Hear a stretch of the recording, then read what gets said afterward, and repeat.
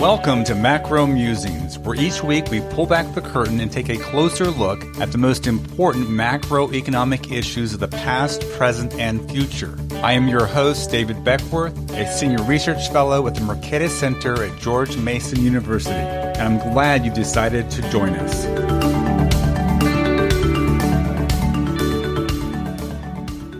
Our guest today is Martha Gimbel. Martha is the executive director and co-founder of the Budget Lab at Yale. Martha joins us today to discuss AI's impact on the labor market, the trade war, and the fiscal outlook for the U.S. economy. Martha, welcome to the program. Thank you so much for having me. Thanks for joining us. This appearance is long overdue. I followed your work in the private sector at Indeed, at the CEA, and now you are leading out at the Budget Lab at Yale. A lot of interesting work. Of course, as the trade war has unfolded, you guys have put out very timely estimates. In fact, it was funny. You would put out an estimate of an impact of the latest tariffs, and the next day Trump would change it. And so you guys had to go back and recalculate. That must have been taxing. It is taxing for my staff, right? I don't want to pretend that I'm the person running the models. Okay. So a wonderful economist right now named John Rico is currently the holder of our tariff model. Everyone please say thank you and send cookies to John Rico, who is constantly having to reevaluate things. Yeah, but you're running models on tariffs, on the fiscal outlook. You looked at the one big, beautiful bill that went through. And recently, you've worked on AI, and I want to get to that. Really exciting work on AI because we hear a lot of either really optimistic stories or ominous stories, like we're all going to be structurally unemployed at some point. Robots will be taking our place. But before we do that, tell us about the Budget Lab. Yeah, so the Budget Lab was launched in April of 2024, which feels both so long ago and so recent. It was started by me, Danny Yegan, who's a professor at Berkeley, and Natasha Sarin, who's a professor at Yale Law School. The three of us were working in the Biden administration together. Danny was at OMB, Natasha was at Treasury, I was at CEA. And since this is a podcast, I hope I can say unoffensively for the economics nerds, I will say that many of you who are listening immediately went, aha, Troika. For those of you who do not know what Troika is the process by which the administration comes up with its budget estimates. And that involves Treasury, OMB, and CEA. And I think all of us were just really, really struck both by what a difference the budget estimates made in what policies made it through and what didn't. And also how hard it was to get kind of rapid estimates of things as you were trying to figure out policy choices. And so we started the Budget Lab to do a couple of things. One was to provide that kind of rigorous but fast analysis. It was also to look over a longer time period. So a lot of our analysis looks over 30 years instead of 10, which is the usual budget window. That's partly because there are a lot of policies that look very different in the out years than they do closer in. So, as an example, our original analysis of the TCJA that we did when we launched, we found that in the short run, extending the TCJA would lift economic growth, but it was at year 10 that the GDP level would be below if you extended it because of the drag on debt. But the drag from debt takes time, and so it wouldn't show up until year 10. And so if you didn't analyze the out years, you wouldn't see it. Similarly, there are other policies that we do where we do think of them as being very long run. So for instance, any investments in children. I used to say that no 5-year-old has ever paid for themselves in the 10-year budget window. It was pointed out to me that that is incorrect. Taylor Swift had paid for herself in the budget window by the time she was 15. So now I say that no 15-year-old except for Taylor Swift has ever paid for herself. The other thing was that there are reasons that we as society do certain economic policies, and it's not necessarily that they're going to drive economic growth. So as an example, we sent arms to Ukraine after Putin invaded Ukraine. Adding arms to Ukraine at various points in 2022, I believe that's right, added like 20 basis points onto quarterly annualized GDP. That isn't why we did it, right? And so I think it's really important to be able to think about what is the outcome that you're trying to get, what is the cost, what are the long-term implications, and how do you weigh all of those things together? Now, do you find it very similar on the outside doing this think tank work? You took these questions you had inside the administration, you go outside, you work on them, you feel there's a demand for that, and policymakers are responding to it? Yeah, we've been shocked at how much demand there has been. We aren't able to fulfill every request that comes our way. There's a lot of demand for modeling and a lot of demand to really understand what are the impacts of policies that policymakers are proposing. And that comes from policymakers also who are trying to figure out how to design policies. They don't want to put something out there that then turns out to not be effective, or that they could do it in a better way, or it's just a waste of money. And so they want to figure that out as well. Well, that leads me to my first big question, and that is, how do you do this work given the constrained data that you face, or the limited data? We've not had employment data. There'll be some coming up now. We're recording this here in November, but we've missed a lot of important data. The real side of the economy has been missing. We've had some CPI data, but we're missing the real side. So it's an issue because the Fed's got to make a decision about cutting rates or not. The Trump administration's got to make decisions as well. And we don't know if we're driving into a recession, a slowdown, or maybe it's just a soft landing. So I should say the budgetary work we do, the type of data we use, is not reliant on that data. But we do a fair amount of work thinking about the state of the economy and kind of where things are going. And for that work, like everyone else, we've been flying blind. I feel terrible for the Fed. I would not want to be making a decision in December with the limited amount of data that we have right now. You mentioned that I used to work for Indeed. I'm very familiar with private sector data, which is what we have had to rely on for the last couple of months. Private sector data is great, and it has many, many advantages. But it is not a replacement for public sector data. It's not comprehensive in the same way. It really reflects what is happening on companies' individual websites. And so you have to think about the broader economy-wide context when you are looking at that data and interpreting that data. And so we've been having to rely on the data that we can get from companies, but it's just not as good and doesn't present as clear a picture as the official government data that we get. And so we really don't know what is going on. Is the labor market slowing down? Is it slowing down in a worrying way? Is it falling off a cliff? Is inflation worrisome? We have terrible private sector data for inflation. We have somewhat better on the labor market, but we really don't have that much on the price side. You saw the White House being reliant on data from DoorDash about how much people were paying. I think it was for breakfast on DoorDash. I'm not sure that's the best way to gauge inflation in the country. And so it's sort of a weird moment because it is such a pivotal time for the economy, and we just don't know. Yeah, it's always hard to forecast turning points in the best of times when you have complete data. When you don't have any data or limited data and you're trying to forecast a turning point, it's really tough. Now, there's been some attempts. You mentioned private sector data, but also some of the Federal Reserve regional banks have come out with their high-frequency labor indicators. But you're saying that is no substitute for the real deal. It's just not. I mean, first of all, a lot of the private sector data is benchmarked against BLS data. Okay. Now, in the short run, that's probably fine. But it does mean the longer they operate without data, the less they're able to kind of make adjustments on the back end. Again, to reflect the fact that, let us take Indeed, which is where I used to work, so I know it the best. Indeed has a large share of the job openings and job search activity in the United States. But it's not 100%. And there's selection effects in who posts on Indeed, who posts on other websites. Yeah. And so you have to think about that really carefully when you are talking about what are the impacts on that you can draw out about the overall economy from what a specific company is seeing. And you also have to think about how these different data sets are crafted. So one thing that got a lot of attention over the last couple of months is what's referred to as the challenger data, which is about layoffs. They compile layoff announcements and they say how many layoffs there have been over the last month. And they, ascribe a reason as how the layoff announcements characterize the layoff there. There's a couple of issues there, right? Like not all companies make layoff announcements. So there's selection effects in who announces, right? The hardware store down the street isn't issuing an announcement that they've laid people off Verizon is. So it's going to skew towards larger companies that have kind of an incentive to make an announcement and try to characterize what's going on with their business.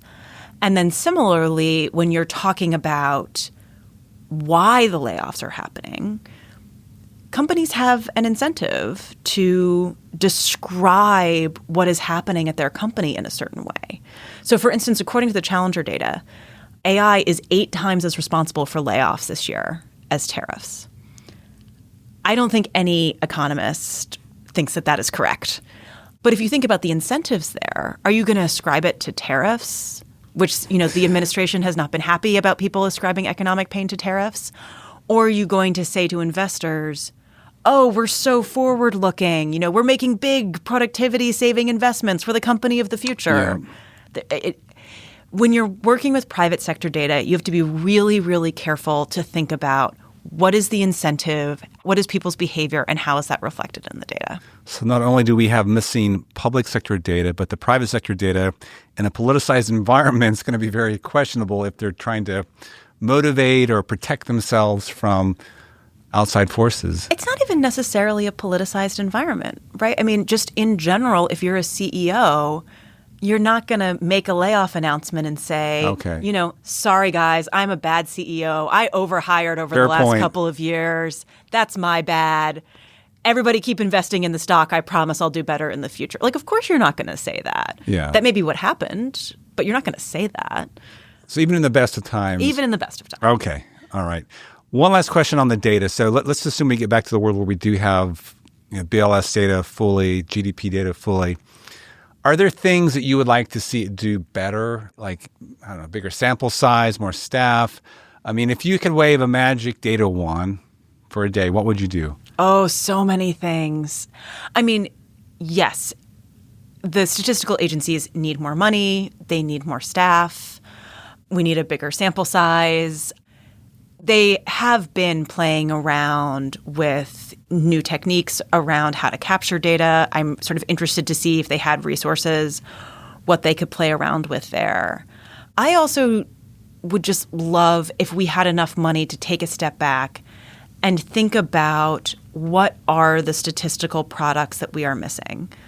The United States has a statistical system that even now, after it has been, cut for a very long time, is the envy of the world. When I was at Indeed, I managed an international team, and I made my team insane because I was always saying to them, I have this idea. You should see if, you can see this thing happening in the French labor market or the German labor market. And my economists in another country would always have to say to me, right, Martha, just as a reminder, you can do that with your beautiful U.S. labor market data.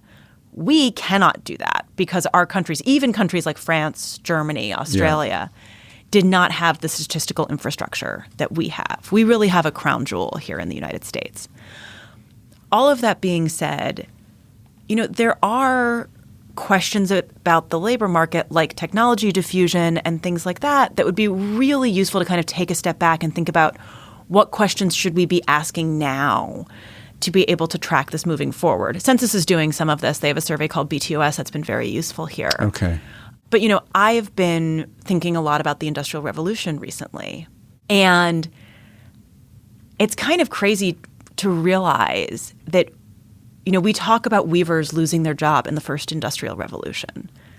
We have no sense from a statistical standpoint what that looked like. I haven't seen someone come up with an unemployment rate for weavers in England in 1822 kind of thing, which is kind of insane to realize. This is this huge moment in labor markets that we talk about, and we're not able to really quantify it in the way that we can now, which makes sense, right?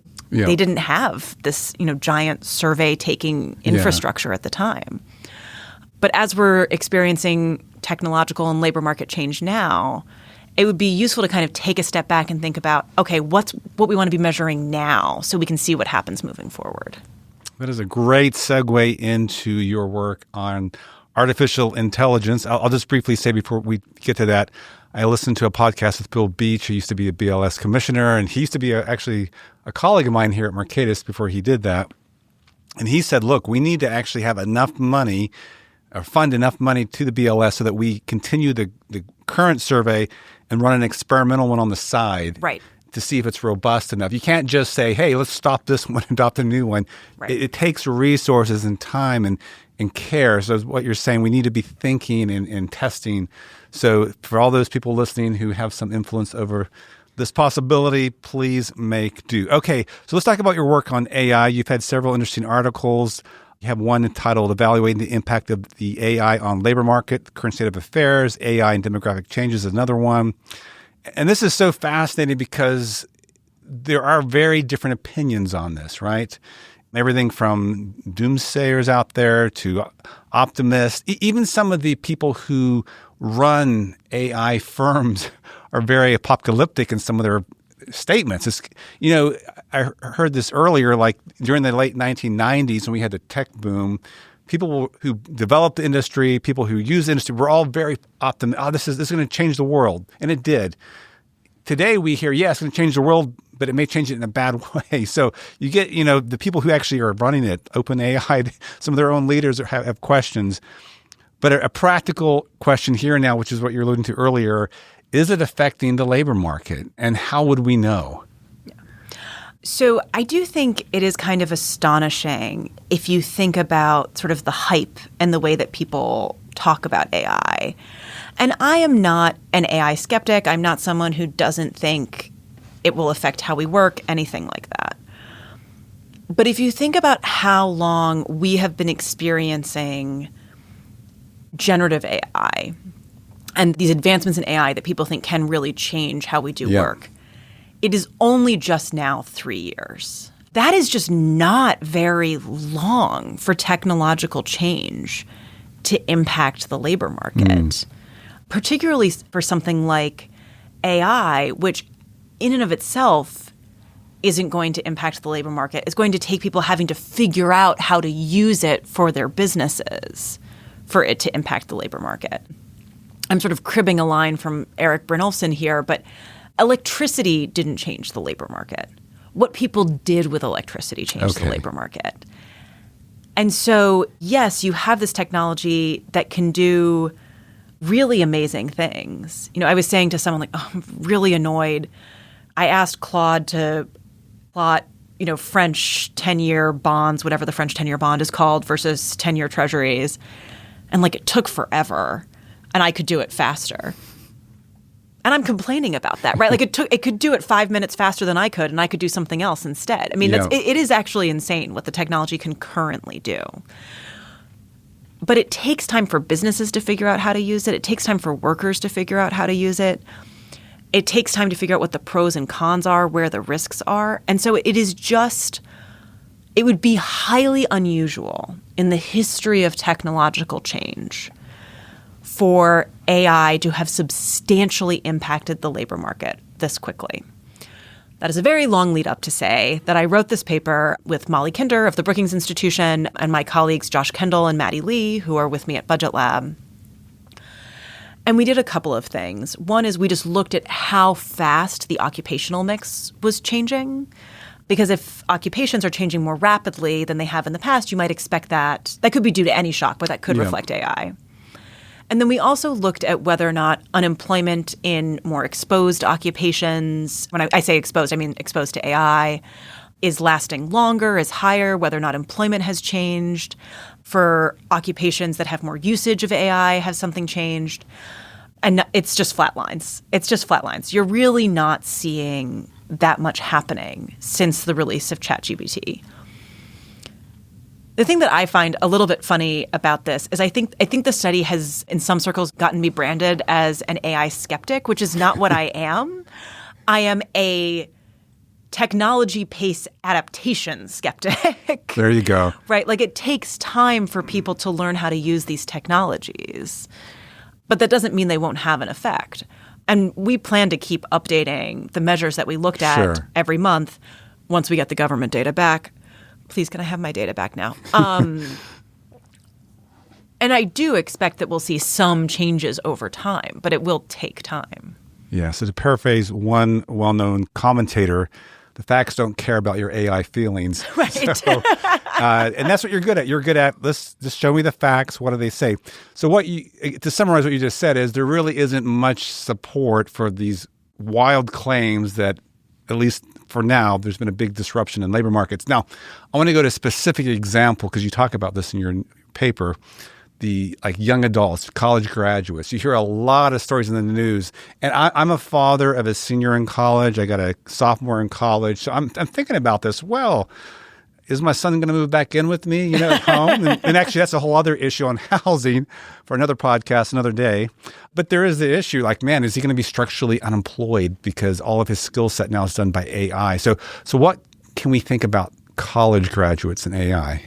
So we did look at recent college graduates and whether or not the jobs that they're doing look more different in the past than slightly older college graduates. And you have seen kind of a gap emerging there since the release of ChatGPT. It's very small and the data we're looking at is noisy. The other thing to keep in mind is that ChatGPT was released almost perfectly in the middle of a Fed hiking cycle. Yep. People have a lot of feelings about AI. One of my feelings about AI is that Sam Altman can never be forgiven for releasing ChatGPT at literally the worst moment for labor economists trying to figure out the impact of AI on the labor markets. If I had to guess what's happening with younger workers, my guess is that it's much more about weakness in the labor market overall than it is about AI specifically. However, there are two papers. One is from some authors at Stanford. One is from some authors at Harvard.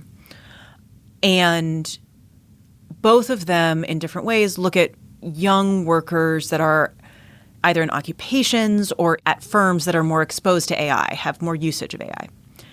And they find that after ChatGPT, there is a decline in employment for very, very young workers in a very narrow band, so basically just recent college graduates in very exposed occupations.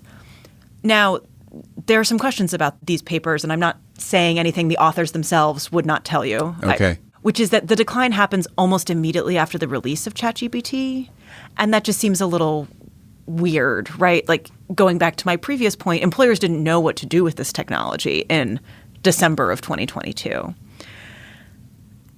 And so it's very plausible that part of what we're picking up there is economic effects. Now, is that interacting with AI in some way? If you're hiring a bunch of coders and the economy is weak, do you think, man, maybe AI will affect this and the economy's weak anyway, so I'm going to hold off more than I would have anyway? It's a little bit unclear, and we need to be studying this more. If I had to list my worries for young workers right now, I would put the overall health of the labor market ahead of any AI-related disruption. So which is not to say there's none. Yeah, so it's more about the business cycle than it is about some structural change going on right now for the college graduate. That is my personal guess. Yeah. I do also want to emphasize in all of this that we're talking about right now. I am not saying what's going to happen in 4 or 5, 10 years. Sure. But, when you think about effects in the labor market, it's always kind of hard to beat the macroeconomic cycle. No, for sure. I mean, it's very powerful, and that's why I like to follow the Fed. It has a huge inordinate effect, not just domestically, but internationally. But what do you see in terms of industries? I mean, maybe this is anecdotal data you draw upon, but when I read news stories, I hear, for example, about Bloomberg now has an AI-generated newsletter that comes out. So some writers might lose their job or coders. Where do you see, I guess, the evidence pointing in terms of the initial disruption out of the gate? I think we are really, really bad at predicting the effects of technological disruption on the labor market and also how fast it's going to happen. So just as a weird example, let's go back to electricity. If you had said to people who were there at the beginning of the invention of electricity, which is a little bit of a weird statement because electricity exists in nature, but we'll just say invention of electricity. There's going to be a job that emerges from this where you are going to stand in a metal tube and you are going to take other people many stories in the air and then take them back down again. But then a couple of decades after you do that job's going to be automated away by the use of something called buttons, such that people can take themselves many stories in the air and back down again. Everyone would have looked at you like you were insane. Yep. To be clear, I'm talking about elevator operators in case people had not guessed. Yes. We are not good at figuring out what is going to happen. Adam Ozimek of the Economic Innovation Group, which has done some really good work on this under Nathan Goldschlag, and I would encourage everyone to read their work, made the point on Twitter the other day that we have technology that can automatically play pianos, but people still hire piano players all the time. And so I think it is really important not to be overly certain about what we know here. I do worry somewhat about people who do particularly sort of rote white-collar work. But that doesn't mean that maybe what happens to them is that they then skill up and do higher skill white-collar work. We just don't know that. Nathan Goldschlag, again, of the Economic Innovation Group, had a great line about this on a podcast, which is everyone thinks that they're paid to be smart, and very few people are actually paid to be smart, right? We're paid for the fact that we can be great interpersonally or that we can direct staff, things like that. Yeah. We all like to think that we're paid for being brilliant. I, for one, am sure that I am paid to be brilliant. Right. I'm sure you are as well. But that's probably not actually a lot of our value in the labor market. I mean, it's not inconceivable that if you fed all of our audio files and all the transcripts into an AI, that you could create a voice that sounded like mine and come up with lots of conversations. We could have a whole stream of podcasts from Acro Musings by AI. So even I need to have some sense of humility. Right. What's in store. And yeah, we need to be careful, but let me speculate. Go nuts. You're the cautious, sober person here. I'll be the speculative podcast host. So just little examples here. But recently on X, Mike Congsole of the Economic Security Project, past podcast guest, he delves in a lot of issues, but macro included. He actually showed on X that he ran this DSGE through Gemini, which is free on Google. I mean, he literally gave these instructions, hey, run a fairly robust model like the Smith-Waiters model. It's not a real simple New Keynesian. It's a pretty elaborate, has some extra bells and whistles, and use standard parameters and check this shock, and this shock. And it took like 30 seconds. That's amazing. I mean, that's pretty wild. So it makes me think about, well, someone who spends a lot of their time to specialize in PSG models, what should they be thinking about? Do they need to maybe ride the wave versus being swept over by it? I mean, what do you do, right? If that's your specialty, your bread and butter. Well, on the other hand, I come back to a question that you asked me at the beginning, which is, do you get a lot of incoming from policymakers? And I said, yes, we get so much incoming, we can't handle all of it. And, we have certainly had our staff become more productive due to AI. I personally am giving my junior staff, at least I think, more interesting work than I used to. I asked them this and they reassured me that it was more interesting than it used to be. But much like the CEOs, I think they have an incentive to tell me that. So we'll have to find out. Because I don't need them to do certain types of work for me anymore. I can rely on Claude to do that. Yeah. So instead I can give them like whole projects that I've kind of thought through and have them go and do discrete parts of that. And so it's made us more productive, which means you can do more work, which means we can take on more requests from policymakers. Interesting. And so, I think there's a real question about, yes, it is a productivity shock. We will see how this plays out in the end.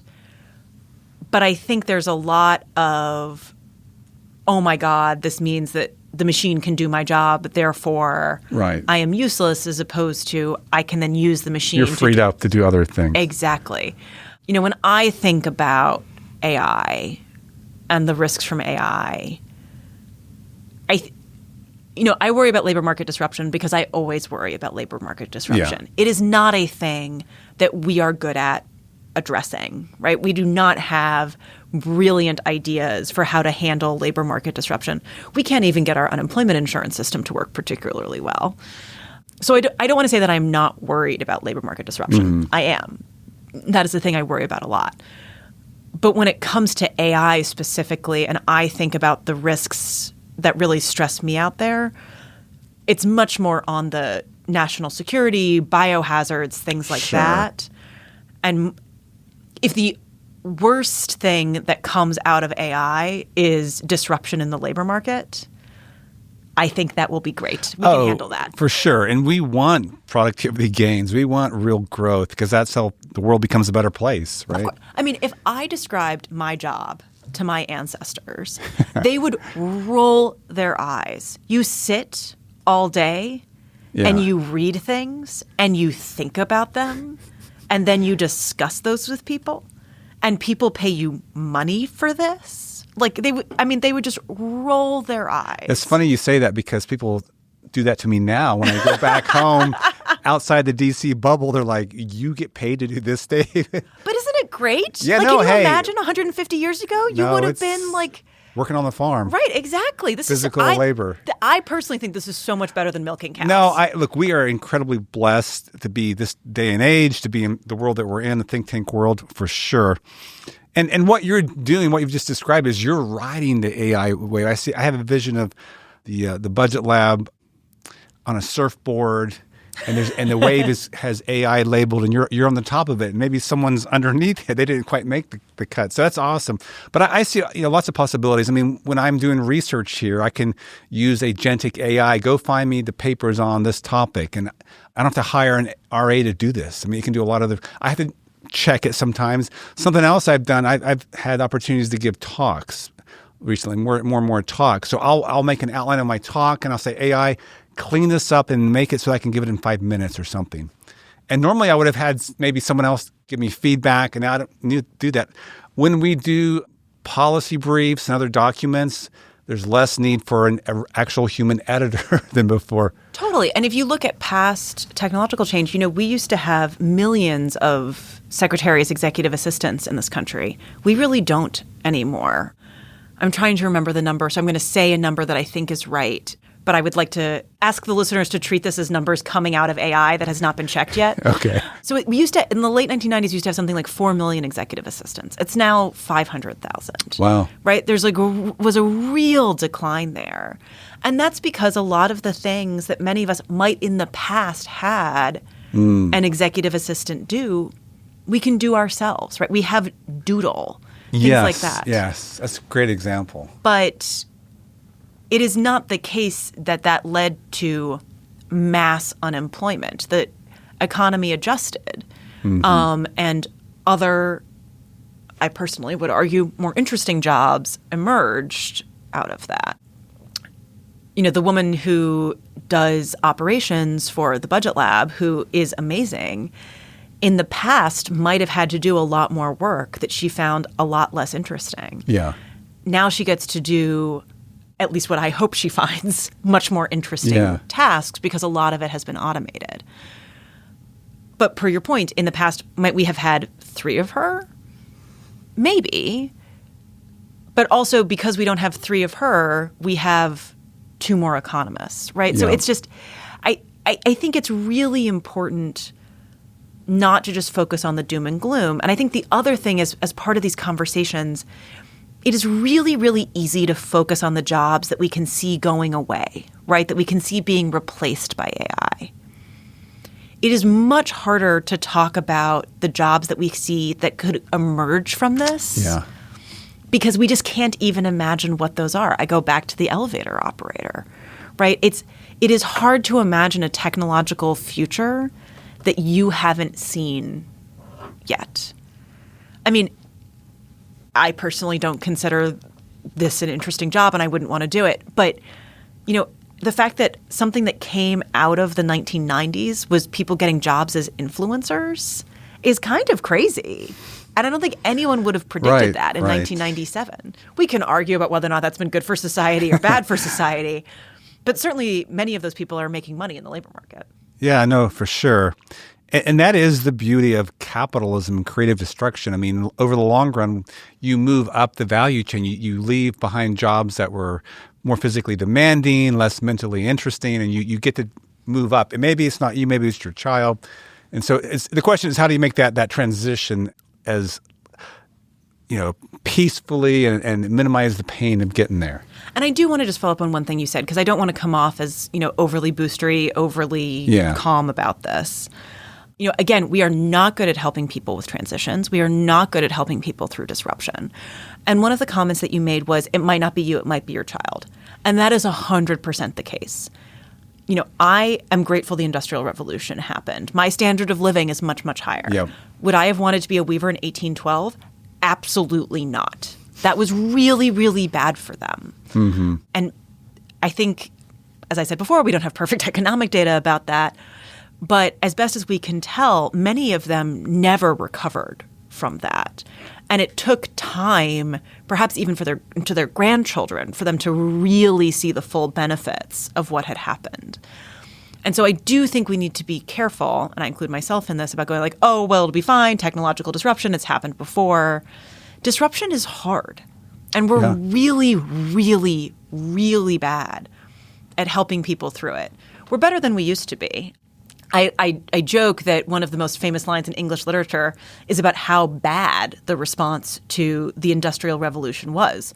Scrooge saying, "Are there no prisons? Are there no poorhouses?" I am hopeful that the response to any AI-related technological disruption will not be, "Are there no prisons? Are there no poorhouses?" But that's a very low bar. I think we should cross a higher bar. Sure, absolutely. There's a big role for policy to play, but it's also incumbent on the individual to, look, you've got to get ahead of this yourself. You need to be the person who's flexible, adaptable, who's looking at how to ride that AI wave that we're just talking about. And so there's you, and then there's also a policy response. You may be in a situation where you have no choice. You're structurally unemployed and you fall behind. I want to give an example though of this, not AI, but you gave the example of secretaries to. I have AI, basically my secretary now, my assistant. In fact, I wouldn't even say secretary, my research assistant. It's incredible that, we've gone from like word processors to AIs. I think that in itself is an incredible story. But Tom Honig, who is now a colleague here, he used to be the president of the Kansas City Fed.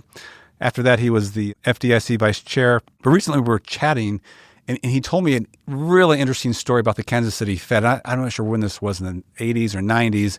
But they saw the writing on the wall. They saw that check clearing was going to be going out of business. And a big part of what they did, other than setting monetary policy, a big reason for their existence was clearing checks. And so he said, we got ahead of this. We sat down, we came up with strategy. What can we do to make us the next, phase of technology? And so they ended up, slowly phasing out checking. But they thought it ahead of time. And they slowly phased people out of those positions.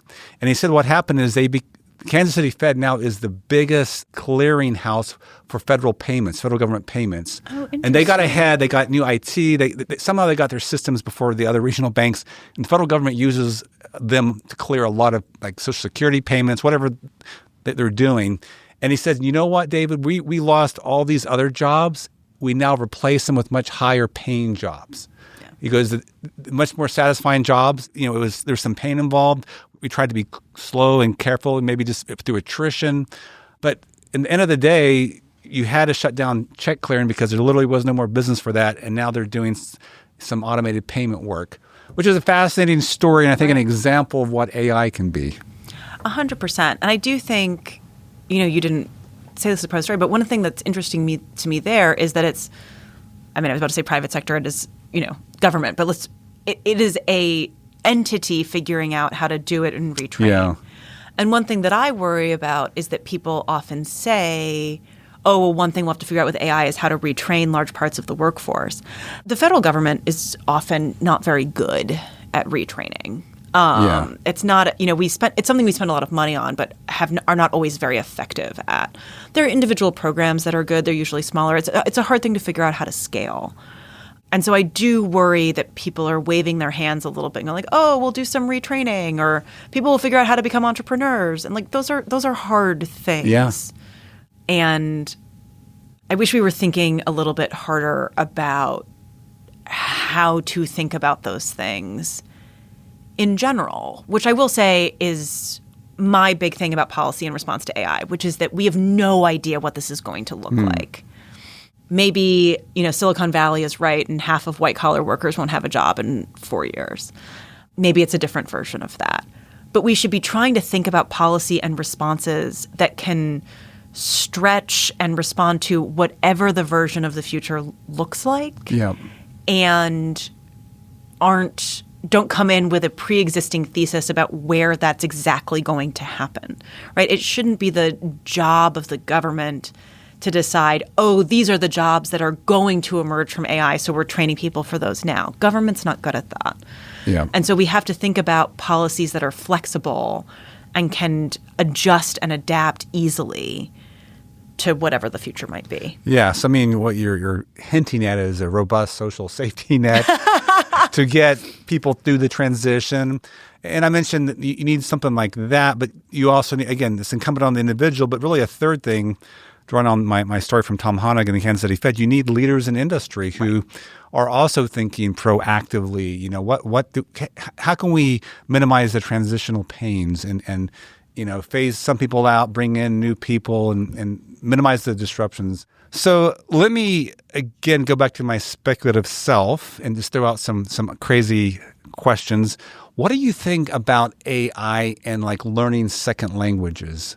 Oh, my. I know that's out there. It's not really like what you guys are doing over there at your think tank, but it's something I've thought about a lot because I've seen commentators say, hey, do we really need to learn these foreign languages if AI can give you instant translation? I bring up my son again in college. He's like a theology major, biblical studies major, and he has to learn German because a lot of the old theology was in German. So would he need to do that? Would someone need to learn foreign language? What are your thoughts? So you are talking to either exactly the wrong person or exactly the right person. Okay.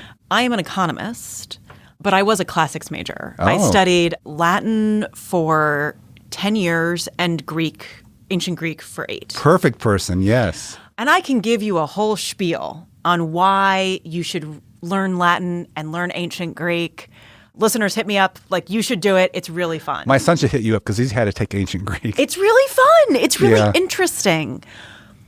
But am I going to tell you that, there's some specific economic skill that I got from that?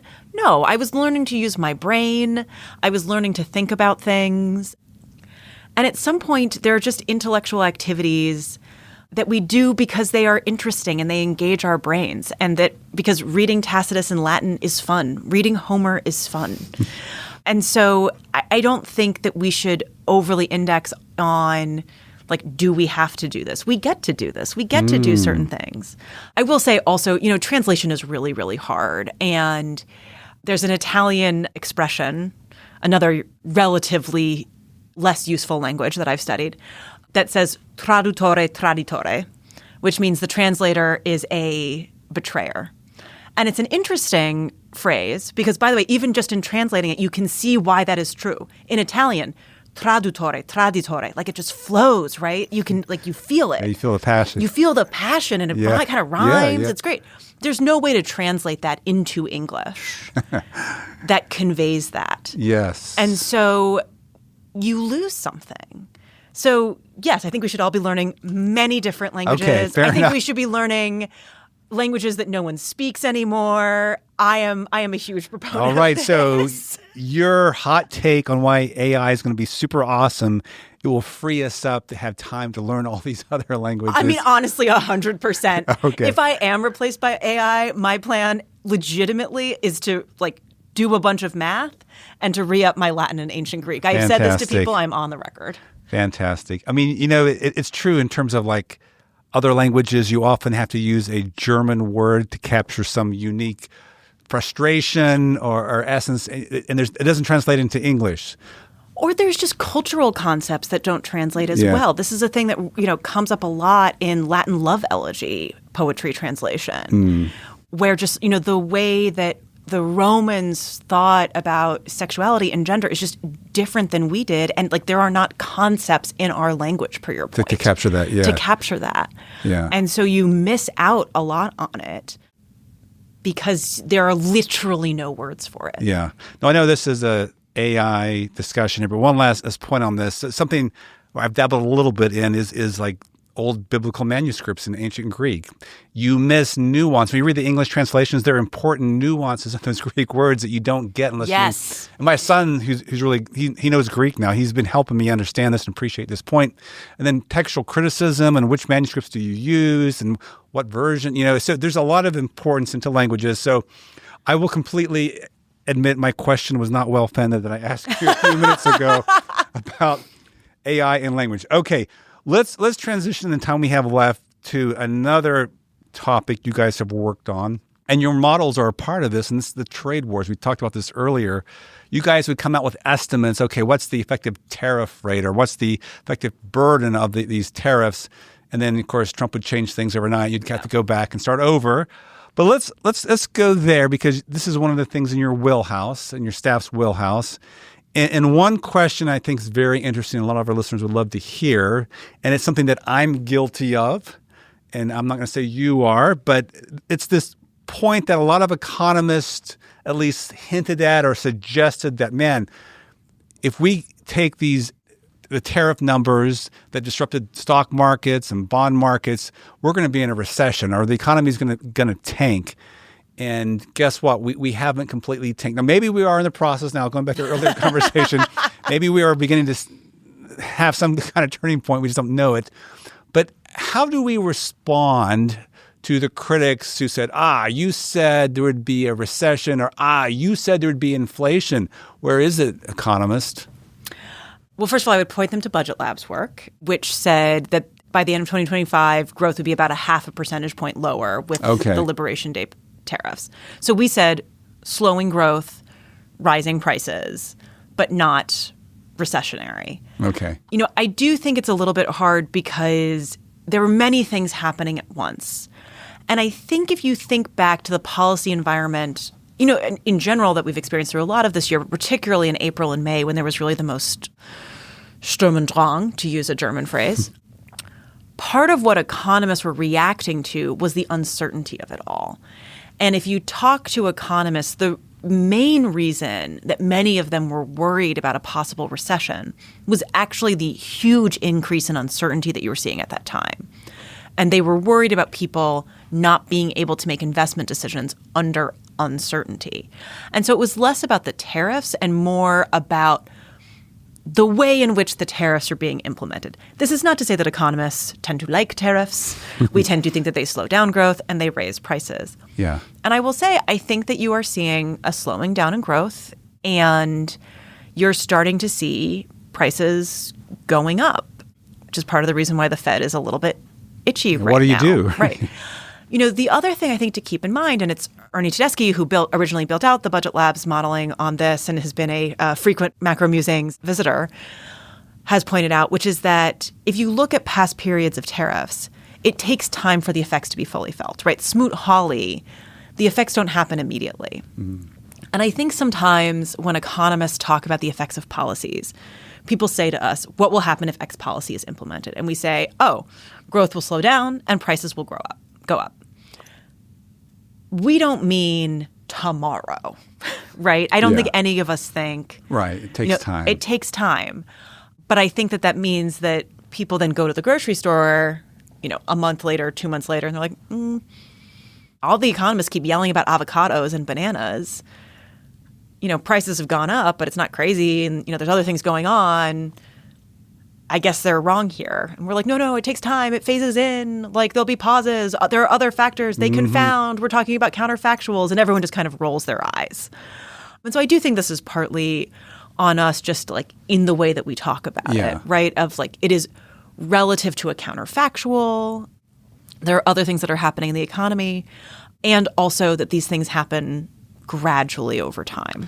Yeah, that's fair. And I would push really hard on the fact that when those tariff numbers were released and markets were tanking, eventually Trump pulled back. It wasn't like a persistent pressure of these rates. He would go back and forth or not. Yeah, I get a little, people talk about the taco trade. Trump always chickens out. Yeah. I actually think Trump has done an impressive job of conditioning people to tariff rates that if they had been told they were going to face them at the beginning of the year, they would have totally flipped out. Okay.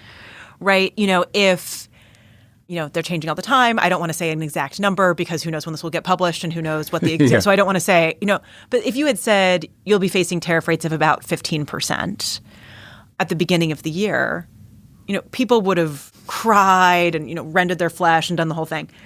And that's just, there's a little bit, I think, of frog boiling pot of water. Okay.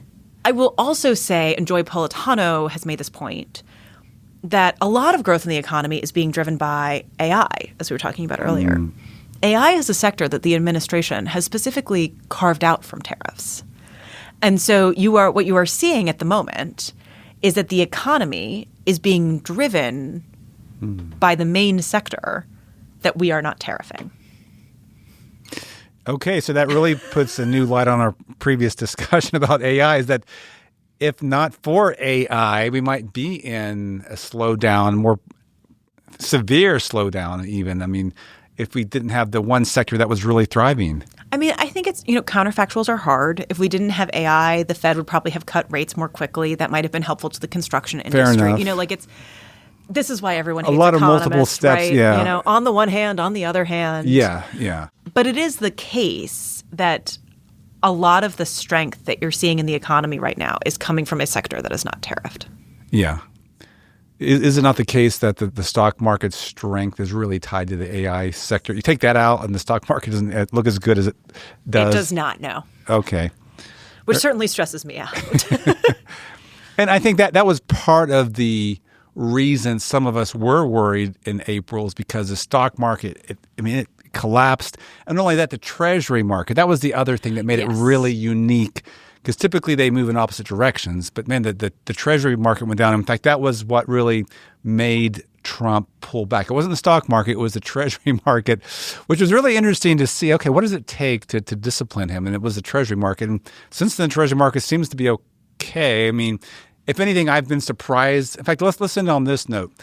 Given the incredibly dire fiscal outlook over the long run, I mean, we're talking debt to GDP getting really low. In fact, what are your forecasts for debt to GDP over the next decade? We don't forecast debt to GDP. We follow CBO. Okay, CBO's numbers.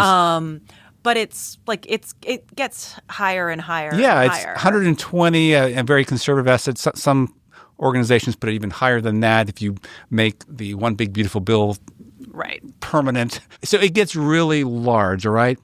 And what's shocking to me is the treasury market doesn't seem to have internalized this yet, or they have a good reason not to. Maybe they think there's going to be reform before we get to the cliff.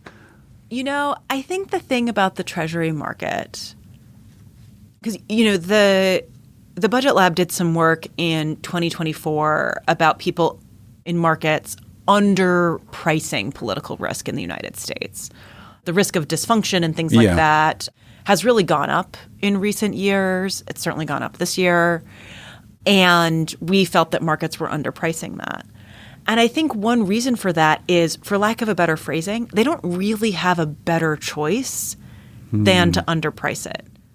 It's a little bit like, what are you going to do? What's the alternative? Right. That's a great point. I mean, that's something I've effectively argued for dollarization. Right. There is no other balance sheet big enough to take all the demand for safe assets, so it has to be treasuries. Right. And, Europe hasn't had a huge amount of economic growth, so it's not like you want to necessarily invest there. China's complicated. I was talking to someone in April, and I said, who was, on Wall Street, and I said, what are you all doing? What new investments are you all making right now? And he said, Australia and New Zealand, but we're not that happy about it. Yeah. It's a little bit of like, we get to stay like the fanciest girl at the ball because there's no other option. No other option. But that's a very risky thing. Like, we're just relying on the fact that everything is fine. But if at some point a better option emerges, we could see people disappearing from our market like that. Yeah. So those are two, I think, great ways to maybe frame this. One is there is no good alternative. And secondly, when you have a bank run, they say it happens gradually, then all at once. Exactly. And so maybe for now, we've been given some breathing room, some space. And the hope is that policymakers will get their act together. I will say it is Hallmark Christmas movie season, or I guess I should say now Netflix Christmas movie season. Yes. And so right now, the rest of the world is the heroine who's stuck in her engagement to like a boring big city banker that she doesn't really like that much. But at some point, she may go home and realize that there's a hardware store owner that's popped up that she didn't know before. And that's going to be bad for the big city banker. But he's just acting like he's got nothing to worry about. Well, on that fantastic analogy, we'll end there. Our guest today has been Martha Gimbel. Martha, thank you so much for coming on the program. Thank you so much for having me. And to everyone, I will say, learn ancient Greek and Latin. It's really fun. Macro Musings is produced by the Mercatus Center at George Mason University. Dive deeper into our research at mercatus.org/monetary policy. You can subscribe to the show on Apple Podcasts, Spotify, or your favorite podcast app. If you like this podcast, please consider giving us a rating and leaving a review. This helps other thoughtful people like you find the show. Find me on Twitter at David Beckworth and follow the show at macro_musings.